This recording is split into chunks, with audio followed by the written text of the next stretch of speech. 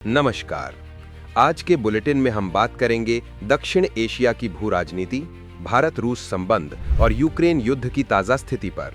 इसके साथ ही भारत और बांग्लादेश के द्विपक्षीय संबंधों में आए हालिया तनाव पर भी रहेगी हमारी विशेष रिपोर्ट। शुरुआत करते हैं आज की बड़ी खबर से।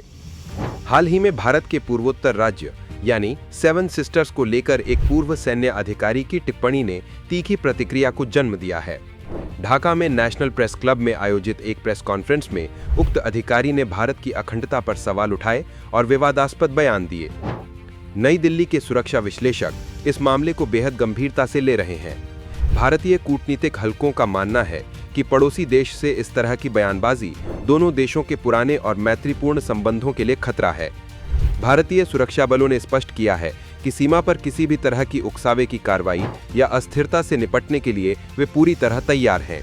जानकारों का कहना है कि ऐसे बयान क्षेत्रीय शांति को भंग कर सकते हैं, जिससे नई दिल्ली अपनी विदेश नीति में सख्त रुख अपनाने पर मजबूर हो सकती है। अब रुख करते हैं अंतर्राष्ट्रीय खबरों का। विश्व राजनीति की निगाहें इस वक्त नई दिल्ली पर टिकी हैं। भारतीय प्रधानमंत्री नरेंद्र मोदी के निमंत्रण पर वार्षिक शिखर सम्मेलन में भाग लेने के लिए रूसी राष्ट्रपति व्लादिमीर पुतिन दिल्ली आ रहे हैं। यूक्रेन युद्ध शुरू होने के बाद दोनों नेताओं के बीच ये सबसे महत्वपूर्ण बैठकों में से एक होने जा रही है। अमेरिका और यूरोपीय संघ के तमाम दबावों के बावजूद भारत और रूस के संबंध अपनी गति से आगे बढ़ रहे हैं और ये दौरा इसी बात का प्रमाण है। कूटनीतिक प्रोटोकॉल के अनुसार इस दौरे पर दोनों नेताओं की बॉडी लैंग्वेज अंतर्राष्ट्रीय मंच पर एक बड़ा संदेश देगी। इस दौरे से ठीक पहले रूसी संसद स्टेट ड्यूमा ने भारत के साथ एक महत्वपूर्ण सैन्य लॉजिस्टिक समझौते को मंजूरी दी है। इस समझौते का नाम है reciprocal exchange of logistic support या संक्षिप्त में RELOS। इस समझौते के तहत दोनों देश एक दूसरे के सैन्य ठिकानों और रसद का उपयोग कर सकेंगे, जो रक्षा सहयोग की दिशा में एक बड़ा कदम है। दूसरी ओर यूक्रेन युद्ध को समाप्त करने के कूटनीतिक प्रयास अभी तक किसी नतीजे पर नहीं पहुंच सके हैं। हाल ही में क्रेमलिन में अमेरिकी शीर्ष अधिकारियों और रूस के बीच लगभग 5 घंटे लंबी बैठक हुई, लेकिन ये बैठक बिना किसी समझौते के समाप्त हो गई। रूस अपने रुख पर कायम है। मॉस्को की मांग है कि यूक्रेन को औपचारिक रूप से ये घोषणा करनी होगी कि वह कभी नाटो गठबंधन में शामिल नहीं होगा।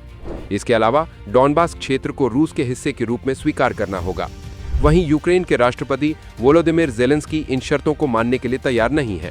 नतीजतन युद्ध विराम की संभावना फिलहाल बहुत कम दिखाई दे रही है। पश्चिमी देश लगातार भारत पर रूस से तेल और हथियार न खरीदने का दबाव बनाते आ रहे हैं, लेकिन भारत ने अपनी रणनीतिक स्वायत्तता यानी स्ट्रेटेजिक ऑटोनॉमी बनाई रखी है।